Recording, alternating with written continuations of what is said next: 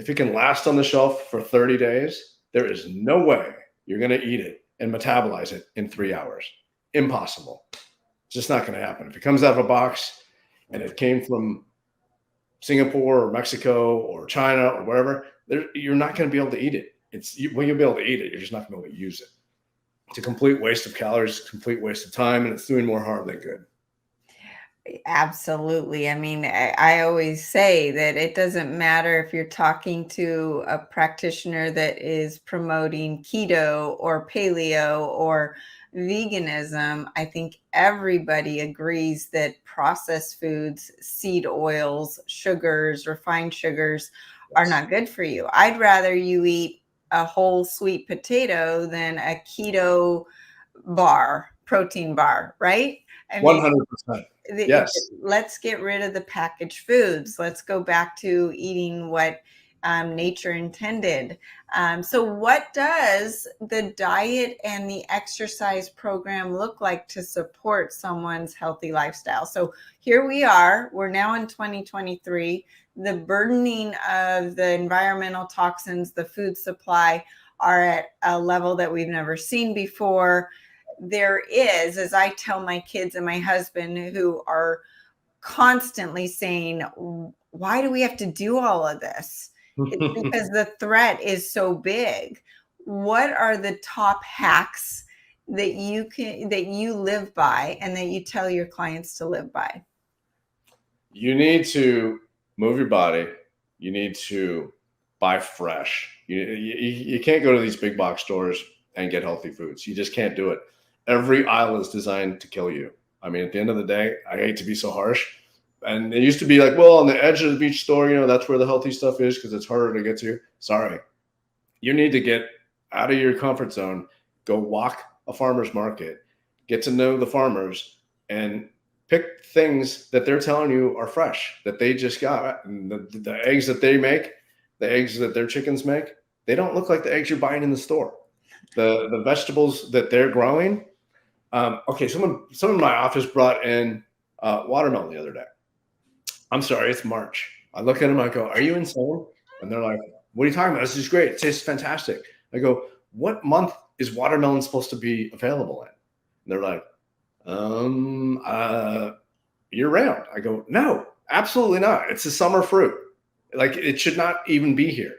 And I don't care if it came from Mexico and it tastes good and it was a warm climate down there, because they've obviously sprayed it with something, put something to preserve it, trucked it up here, and now I'm eating it. You're corn. Like, whatever is in season, you should be eating. And whatever is out of season should not even be available to you. That is a no-brainer.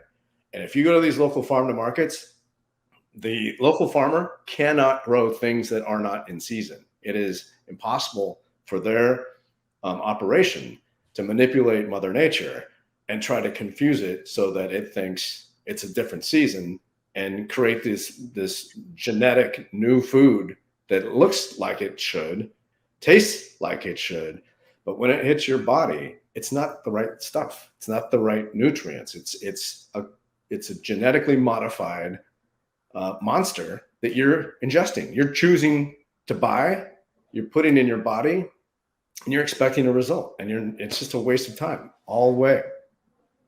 Yes, I 1,000%. And I get my meat from these ranches now that are selling direct to consumer around the country. They're local, they're grass-fed, grass-finished, they're family-owned.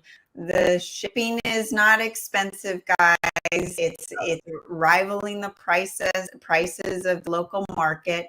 And you're getting this quality in these animals that are actually cared for and loved during the process. And you feel it. You feel the difference when you eat these meats. Heart disease isn't caused by beef. It's caused by the buns at McDonald's around the beef, with the milkshake, with the fries. They don't tell you that in the studies, right? And so it's the quality of the food, where it's coming from, where it's grown. It's all connected. How it's raised, and the loving part too. Like, a buddy of mine had a security company, and I got to go on a little field trip with him one time. He did one of the farms in downtown Los Angeles for chickens. Yes, farm for chicken downtown. Go figure.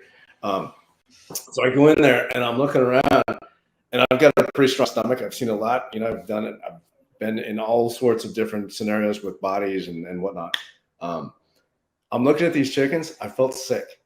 They were stacked on top of each other, defecating all the way down. So if you were on the bottom, you were getting hit by probably 20 chickens above you. This big, not walking, not big enough to move around in the cage because there were so many chickens just smashed in there.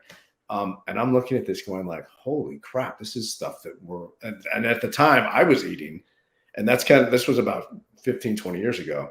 And I looked at it, and I'm like, no more. I want things that are actually eating what they should be eating. I don't want my chickens being injected with things to make them bigger so that they can charge me more at the grocery store for it. I don't want my chickens being like mentally frustrated and just not that chickens have a personality, or I don't know. Maybe they do, maybe they don't. But I feel all animals do. Well, they're stressed, and Yeah. we know what stress does to our bodies, so it's not any different to them. So if that gets into their meat, then that meat's the meat going to my body, and what's going to happen to me?